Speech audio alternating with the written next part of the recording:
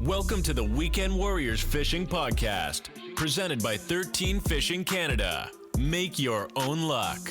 We're here to scratch that angling itch and talk everything fishing. Join us as we sit down with special guests from across the industry. Now, here's your host, Logan Lewis.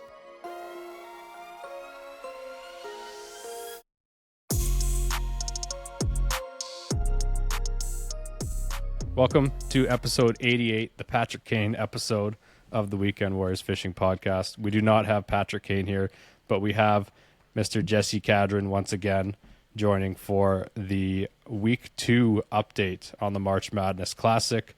I am your host, Logan Lewis, and it's been another exciting week of the March Madness Classic. I think you entered some more fish this week, right, Jesse? Yeah, I was able to upgrade my Burbot this week, and that was about it. But yeah, there's still tons of new fish coming in, which is exciting. Yeah, we kind of talked about it a bit before recording. It seemed like it was maybe a little bit slower this weekend, and I don't know if that was just in general or not as many entries as kind of the leaderboards start to shape up. But I definitely felt on Sunday when I was fishing it was a bit slower, and even Saturday at the Youth Derby here at Buffalo Pound for 100 and I think there was 160 or maybe 150 people fishing it, adults and youth, and there was only maybe 10 pike that came in all day, which was kind of surprising for that many people fishing, but still a good time. At least the weather was good. Was it good for you where you were too? Oh, it was very good. Yeah, beautiful weather. The wind even stayed down for us for most of it, and yeah, I think the coldest night we had camping out there was minus 10 maybe our first night there, but then after that it was super mild. Okay, and it's kind of crazy because I was talking to a buddy that's up. He's a CO way up north by Lake Athabasca there, and he said it was like minus 30 there this weekend, I'm pretty sure, when he went out fishing. Wow, yeah. No, well, we missed the weekend. We only went up Wednesday, Thursday, Friday. We came home Saturday. So we did miss that little bit of a cold snap that just happened here, because we're recording this on the 10th, Monday, March 10th. Yeah, it was cold today. Yeah, definitely.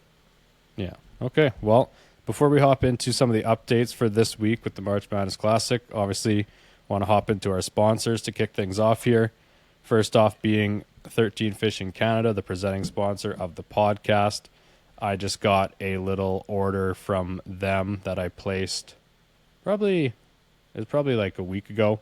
I always seem to place them on a Thursday or Friday, and then I'm all excited over the weekend. I should really place it on a Monday, and it'd probably be here by Friday pretty well. But got a extension for my auger as we're kind of reaching the limits here with the thickness down here, and then also ordered 2 of each of the new VMC quick strike rigs that they have there, or tip-up rigs. So used those on Sunday a little bit. Some nice cable on them. Quite liking them so far. Nice bladed Predator rigs there. But you can head over to the Rapala Canada website and use the code Weekend Warriors. That's WKND Warriors to save yourself 15% off your purchase. That's all the brands on there. Rapala, VMC, 13, Strike Master, all the other brands there. You can save yourself 15% at checkout with the code Weekend Warriors. Next up, Saskatchewan Wildlife Federation. As I mentioned right off the hop there, I was helping out at the Youth Derby for the Moose Jaw Wildlife Federation at Buffalo Pound on Saturday there. Tons of people out there. It was a good time. Had by all, I think it was a 4-year-old that ended up winning the overall biggest fish. What was it? I think it was a 36.5-inch pike or something like that. And oddly enough, his sister won it last year as well.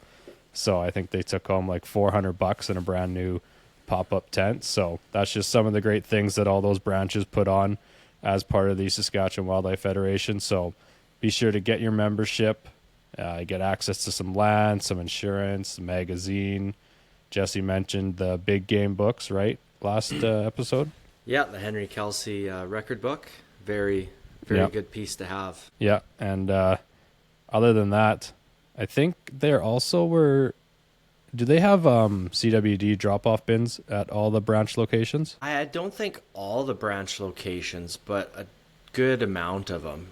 Yeah, like because I know there's Okay. a big drop in Meadow Lake and North Battleford and Spiritwood maybe in my area, and then that's kind of the only ones that are close to me. Okay. Yeah, that kind of popped into my head there. It's obviously not the time of year for that right now, but another thing I thought of there. So yeah, definitely head over to the Saskatchewan Wildlife Federation website, find your local branch, and get your membership today.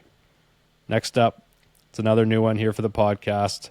Mentioned it the last couple here, but it's Tourism Nipawin, trying to get the word out about the Vanity Cup and the Premier's Walleye Cup. So those are two tournaments that happen on Tobin in the river portion there. I'm not sure if Premier's went whole lake or not. I haven't fished that one.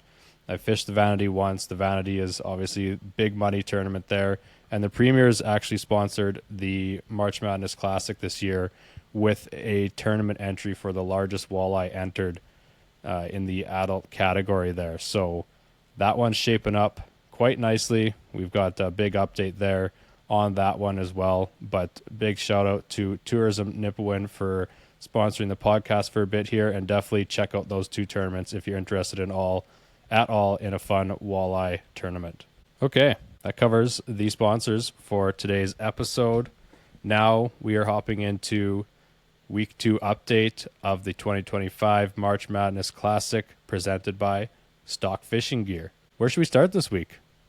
Leaderboards right off the hop? Might as well, yeah, start rolling through them.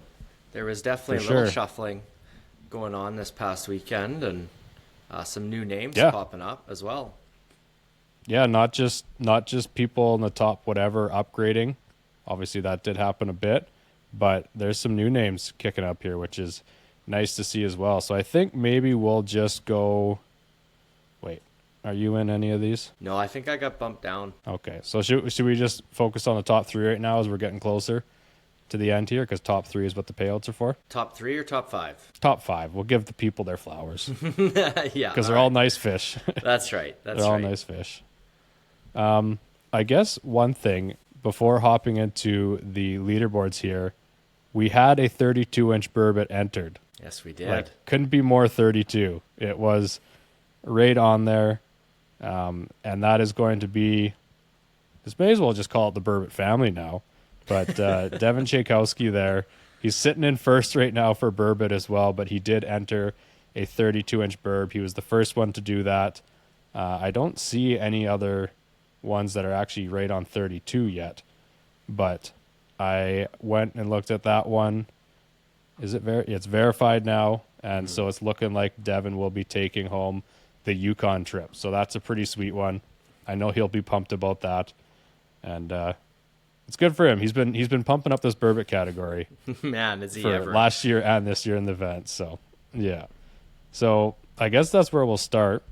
Coming in right now in 5th place, we have Ryan Turple with an absolute football of a burb.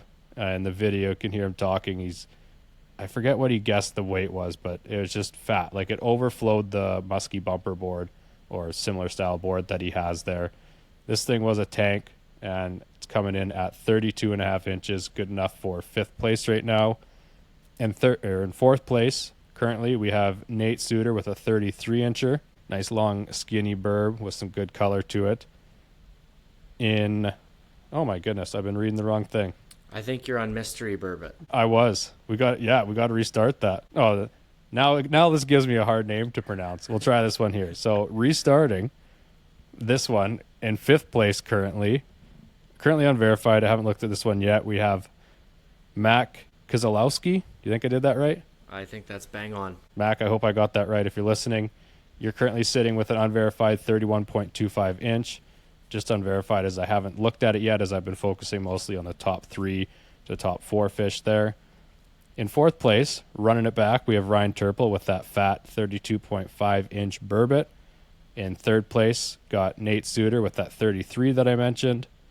Sitting in 2nd place, we're starting to get some big legs here, even bigger. We've got Aaron Downing with a 35.25. And then sitting in 1st currently, we have the burbot man himself, Devin Tchaikovsky, with a 36 3/4 inch greasy burb. He was pumped when he sent me that one. His wife actually had I think it was was it 33 and a half? But she was having trouble getting it to go back. It eventually did, but because of that, didn't end up filming the release or anything. We just focused on getting the fish back. So she sent me pictures that they had taken on the bump board, and she didn't even actually end up entering it. But she sent me these pictures, and she's like, "Logan, I was right there. I was right there. It didn't go back as quick as we wanted, so we were focusing on putting it back and didn't worry about the video." So got to respect that there as well, because she would be, I'm pretty sure, currently sitting in third place. So good on them. That's love to hear that kind of respect for fish. Yeah, especially burbot. You know, they don't get much respect. I think people are starting to like to fish for them, but they don't get the respect, the care, and attention put to them. So, yeah. So that kind of rounds up our top 5 in the adult category for the burbot. Do you want to go to Pike here? Or do you want to do the junior categories too and just do them species to species? Keep This rolling. makes sense. I can knock off the burb one there. So Okay. now heading over to the youth under 16. So 15 and under. We have sitting in 5th right now, currently unverified. Hey, oh, there's a fish donkey notification. Something just happened. Jesse's got the fish donkey notification going. What just happened? I didn't get a notification. It says we have a new leader for the Grand Slam. Interesting. Is that just a late notification? Okay. Oh, no. Logan Cassavant. Well, that's brand new, yeah. Live. We'll go to it live. It just happened, yeah. That's cool. Interesting. I wonder what he just put in. A burb. Oh, 32-inch burb. Yeah, so that probably changes the single largest burbot, too. It could. Nope, we're good still. Nope, I lied. He's just now sitting in 5th. There you go. Look at that, live update on the pod. Yeah, okay, so... Oh, Mabel, no. The dog's trying to eat the towel. Okay, fine. I got to record. She can eat the towel. So, heading over to the youth category here. I got to scroll over. Single largest burbot. Currently, Hayden Hickey, sitting in 5th currently with a 27. Emily Tchaikovsky, daughter of Mr. Burbot, Devin Tchaikovsky, sitting there with a 27.25. Then we've got Joe Steenbergen with a 28.5. Wonder if there's any relation there to Steenbergen that scored the winning goal in the World Juniors against Sweden a couple years back. And currently sitting in 2nd, unverified, we've got Bennett Zur with a 29. And then sitting in 1st, we've got Beau Free with a 30.5 verified, sitting in 1st. So that rounds out the burbot categories for the adult and youth. Awesome. And I'll rattle off the pike for us. Do it up. Okay, looking at single largest pike adult category, open category, sitting in 5th place currently. You have Mr. Ryland Parrott with 43.25 inch. 4th place, Mr. Colby Thauberger at 44.25 inches. 3rd place, Josh Butler with also a 44.25. Fun fact for that one. Mm-hmm. Sorry to cut you off. That's okay. So obviously those are the same lengths, and it goes by time entered. Josh entered his at 10:03 a.m. on the 8th, and Colby entered his at 10:20 a.m. on the 8th. Oh, so man. 17-minute difference. Dang. Yeah. It's all about the timing. That's fishing. Yep. Sitting at 2nd place, we have Darian Vandermeulen, 44.75, and still at the top, Mr. Clayton Schick with the 45.5 inch Northern Pike. Very nice. Very nice. Now the youth. Youth getting over there. 5th place in the youth category, we have Wyatt Butler. Yep. 9.25 inches. 4th place, Owen Bouvier with a 40-inch Northern Pike. 3rd place, Parker Lewis, 40.25. 2nd place, Strauss Lemieux with a 40.75. And in 1st place, Beau Free with a 41.25-inch Northern Pike. There you go. Funny story there with Parker, my younger cousin. and I work with his dad, and he was saying that he was asking if he could skip school after he saw him get bumped down to third place. He wanted to go skip school and try and upgrade his Pike. So I like that was pretty funny. But I think he's gonna have to wait till the weekend. So also hard. I think he's in playoffs for hockey right now too. So it makes things a little more difficult. But yeah, it's a thought that counts. What are you gonna to skip? Hockey or school? Hockey or school? Yeah. Well, we are Canadian though. That might be a toss-up. Yeah, you're gonna have to skip school. Yeah, exactly. We do not condone skipping school at the Weekend Warriors Fishing Podcast. So getting into the walleye category here, currently sitting in 5th for the adult category, we have Dimitru Saka with a 29 3/4, Logan Cassavant in 4th with a 30 1/4, Chad Tremblay with a 30 1/4, sitting in 3rd with a perfect bump board photo example in that one there. Nice fish. Bumped into 2nd since our last update. Caleb Gaudette with a 31 sitting there. And then in 1st place currently we have Lee Morin with a 31 3/4. Just a big walleye. And that was the one I was actually surprised. I thought, like, obviously the Pike is big, so I thought that one could still get knocked off. I didn't really see the walleye getting knocked off just based on previous years' entries. Obviously, this one's a bit different with different places. I'm not sure where Lee fishes, but I for sure knew the Burbot was going to be upgraded. But I thought the next one would be the Pike before the walleye there. So that was definitely interesting to see. Any thoughts on that one before I go into the youth? Just big fish. I wish I would have caught it. Well, there goes my water for the rest of this podcast, as Mabel, the puppy, is now drinking out of the cup beside me. So we're going to be getting a dry throat here for the rest of this podcast. But moving on to the single largest walleye in the youth category, we have sitting in 5th, we've got Reed Butler with a 22-inch unverified. And then brother, I'm guessing, Wyatt Butler with a 22.5-inch, not verified yet. So that's 4th and 5th place. And I don't know if this changed at all since our last update. We've got Jaron Flick in 3rd with a 22 3/4.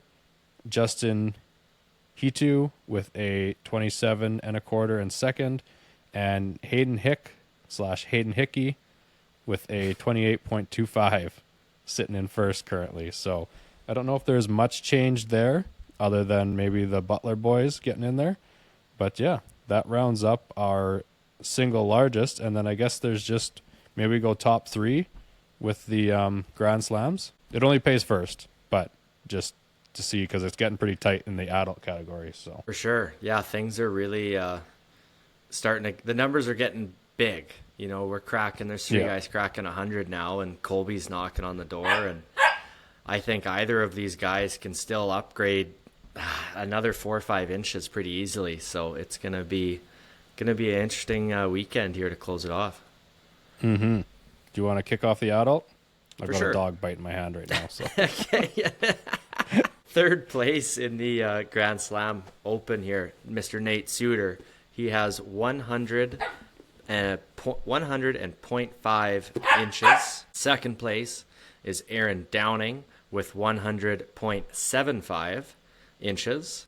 Just 5 minutes ago, 1st place, Mr. Logan Cassavant with 101.25 inches. Yes. It's a big fish. You take some good sizes to get up into there. So right now you've got, did you just do top 3 there?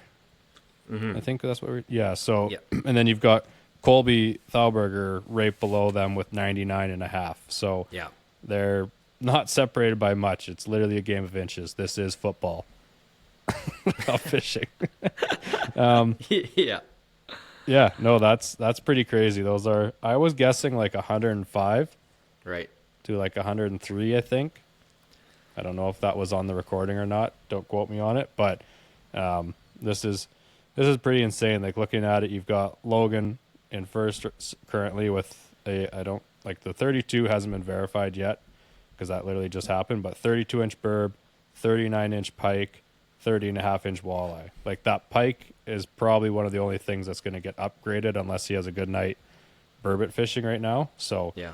that could still, like, a pike could go up another 3 inches for him, get like a 42, For sure. right? And then he's sitting at that 104.25, something like that. So there is room for upgrades a little bit. Like Aaron sitting in second currently, he has a 35.25-inch burbot. Obviously that's bigger than what the average is going to be for the top placing people here, but his pike is 37.75, so that could obviously be upgraded, right? So there's definitely these boys ain't done yet. There's going to be some shifting for sure. Yeah, no, some changing there. So that one's going to be interesting to watch. And then heading over to the youth category, it's pretty close as well. The numbers aren't quite as high, and we're more in the 85 to 70 here, but it's still close once again. So sitting in third place currently, Beau Free with 71.75. Then in second, you got Dane Mackey with 76.75. And then currently in first, you've got Hayden Hickey with 82.75. So a bit of a gap there, but this is something that can change with just one fish. So that's kind of the exciting part, right? You're not just grinding for an extra inch or two. Like, you could get a fish that upgrades there quite a bit. So that one should be interesting to see what happens down in this final stretch. Basically, 1 full week left of fishing. It ends Sunday night, so the Sunday at 9 p.m. So still some time, but really 2 days for most of us weekend warriors, unlike Jesse who fishes during the week. That's right. I'm basically cheating. Yeah, basically cheating. If you fish during the week, it is cheating. Yeah.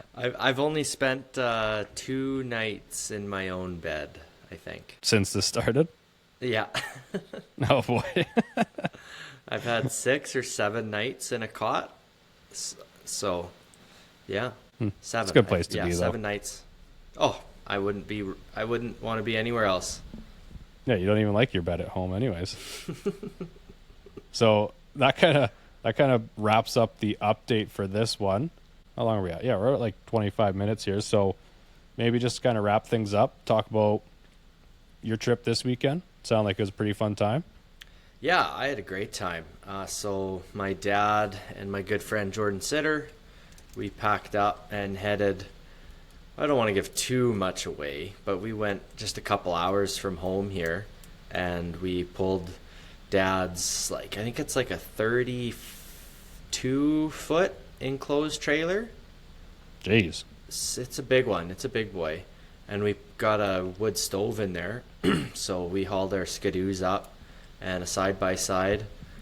And we get to the trail access, and it's just, there's no snow. So we all had to, Dad took the side-by-side, and we ended up just taking my truck. The skidoos literally backed out of the trailer, and they stayed there. They didn't move. Like, my buddy Jordan was pretty upset he couldn't put some more hours on his sled. But yeah, so we got camp set up and went out for a fish. We fished Wednesday, Thursday, Friday.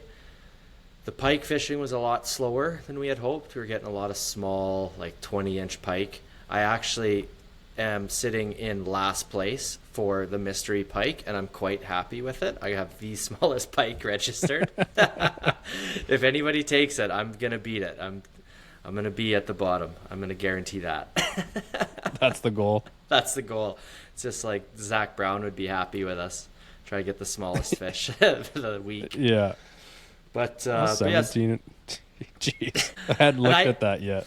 And I had a probably a true like 10-incher, maybe even single digits, and it got off right at the hole as I went to grab it, and I was just mad. I was so mad.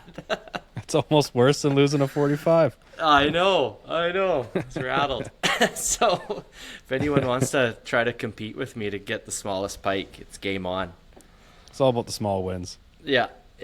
And so the pike fishing was a little slower than we wanted. The walleye were almost non-existent. We did get onto some really good burbot fishing. Friday night we stayed out from 7 to 9:30 ish, and I bet you we caught 35, 40 burbot, just Jordan and myself. Nice. And its biggest, he got like a 29 incher, which I told him, like, man, we should register it. But he's like, but I'm not in the money. And I was like, okay. Register it in the tournament. Like, he did enter, but we never entered any fish. And I upgraded my burbot there, so I was happy. And yeah, we had some good nights on the wood stove. New PB perch? And a new PB perch, that's right. Our very first fish of the trip was a 13.25-inch perch. That was friggin' sweet.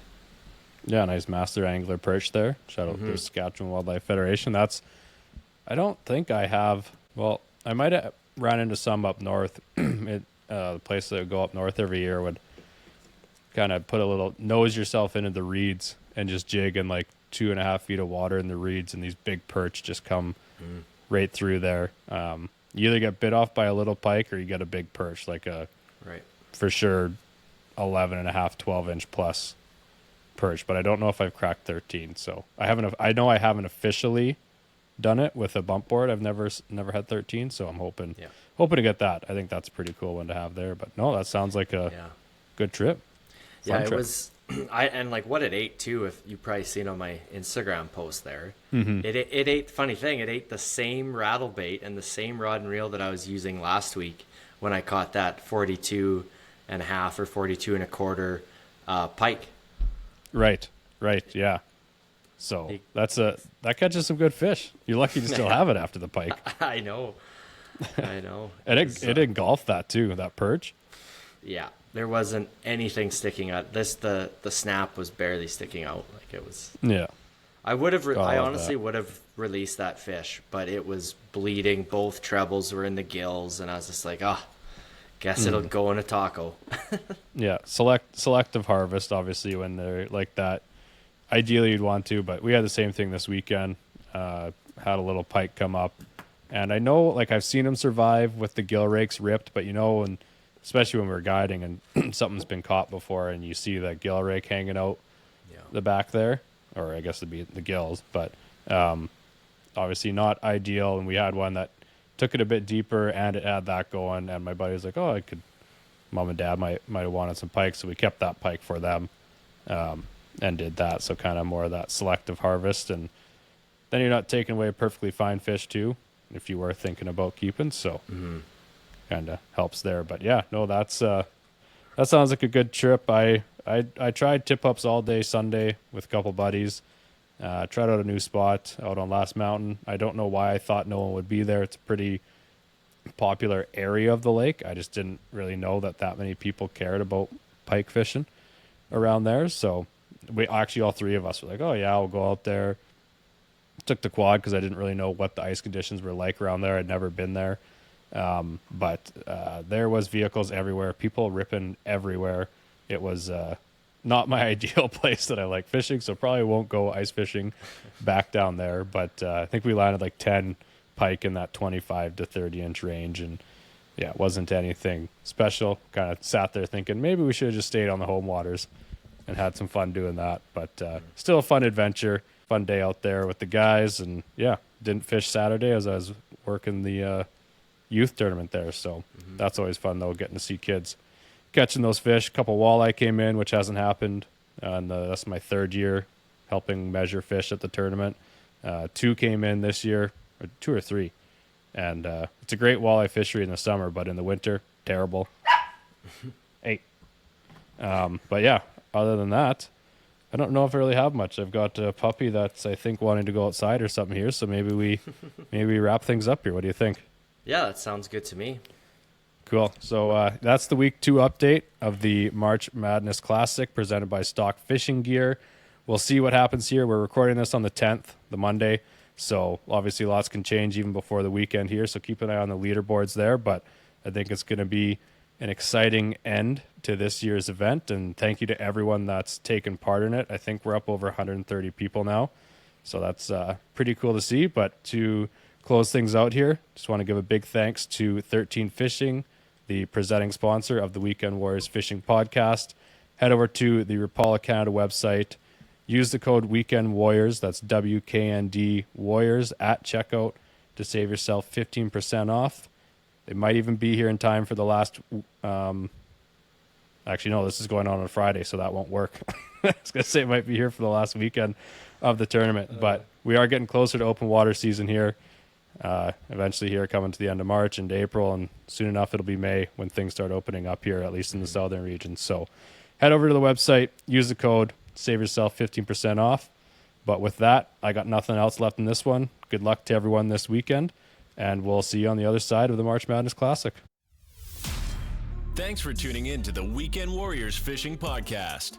If you enjoyed the show, be sure to leave a review on your favorite listening platform so we can reach more anglers just like you. Find us on Facebook, Instagram, and YouTube for media updates and behind-the-scenes content.